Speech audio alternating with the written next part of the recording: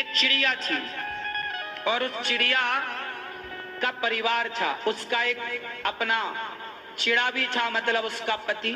चिड़िया चिड़ा के साथ रहा करती थी। एक घोंसला था जंगल में, घनघोर जंगल था, कोई आता जाता नहीं।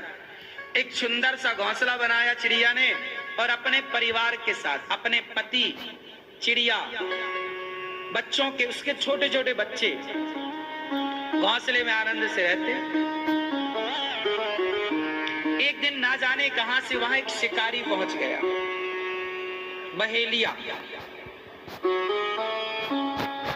बड़ा दुष्ट था, निर्दयी था वो बहेलिया।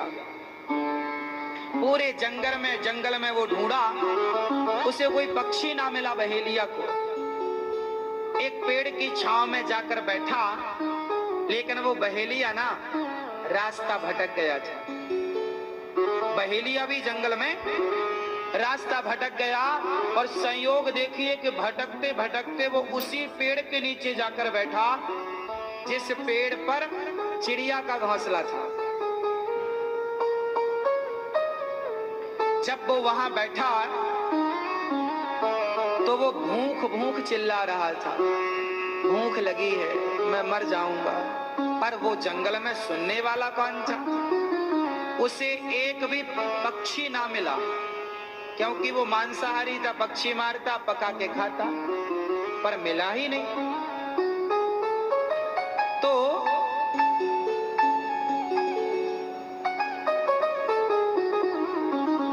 उस आदमी ने, जो बहेलिया था, जैसे तैसे उसने लकड़ियां समेटी और वहां पर आग लगाना चाहता था। अचानक पानी बरसने लगा और जब पानी बरसा तो सारी लकड़ियां हो गई गीली।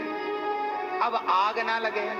वो ठिठुर रहा है, रास्ता भटक चुका था, ठिठुर रहा था। तो चिड़िया बैठी डाल पर अपने पति से कह रही है, सुनो, देखो ये अपने द्वारे आया है, ये अपनी छाया में है और ये ठिठुर रहा है। आग लगाने जा रहा है, लग ही नहीं रही है, सारी लकड़ियां गीली, सारी घास गीली। चिड़िया बोली, अपन अपना घोंसला इसको दे देते। तो चिड़िया ने अपने बच्चों को डाल पर बिठाया और अपने घोंसले को कुतर दिया अपनी चोंच से। तो उसका घोंसला टूटा और नीचे आया। बहेलिया देख के बड़ा खुश, ऊपर देखा तो चिड़िया बैठी और इसने घोंसला पाया सूखा तो तुरंत उसमें आग लगाई।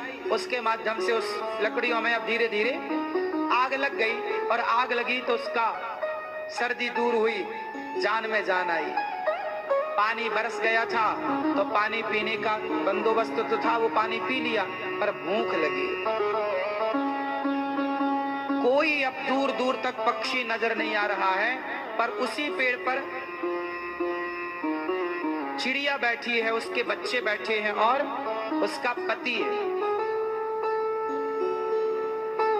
चिड़िया बोली अपने पति से, इसे भूख लगी और ये हमारा अतिथि है और द्वार पे आया अतिथि, उसे भोजन देना हमारा, तो क्या दें? अब वो बहेलिया भी बार बार चिड़िया को देखे और वो बार बार निशाना लगाए, बार बार निशाना लगाए।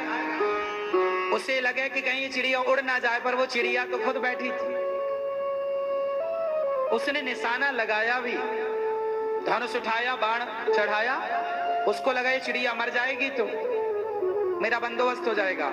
चिड़िया बोली कि ये मेरे द्वार पे आया अतिथि है, इसको भोजन देना चाहिए।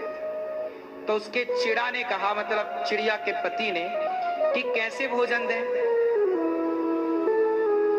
हमारे पास तो कुछ है ही नहीं। चिड़िया बोली, ये मांसाहारी तो है, एक काम करती हूँ, स्वामी आप बच्चों को संभालना, मैं इसका भोजन बन जाती हूँ। उसका पति बच्चे तड़प गए, ना ना ना तुम मत जाओ। बच्चे बोले अच्छा हम जाते हैं, हम इसका भोजन बनेंगे।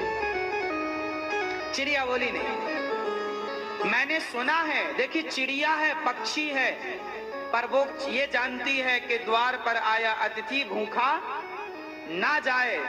तो चिड़िया बोली आप खुश रहना, मैं चिड़िया उस जलती हुई आग में अपने से कूद गई, जल गई।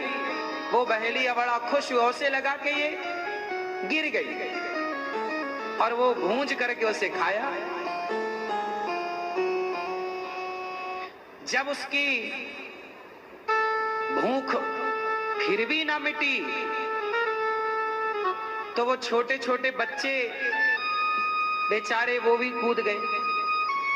जब बच्चे कूद गए तो उसका जो पति था चिड़िया का, उसको लगा कि मेरी पत्नी ने बलिदान दिया, इसका पेट भरने मेरे बच्चे कूद गए, फिर भी इसका पेट ना भरा, तो फिर मेरी जिम्मेदारी है कि मैं प्रयास करूं इसका पेट भरने में।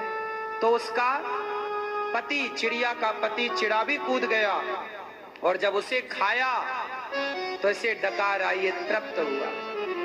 तभी एक सुंदर सा विमान आता है आकाश मार्ग से, और उस आकाश मार्ग में वो चारों, चिड़िया, उसका पति और उसके दोनों बच्चे, एक सुंदर सा देवताओं की तरह रूप बनाकर, अब वो पक्षी के रूप से मुक्त होकर देवताओं की तरह सुंदर बनकर विमान पर बैठे।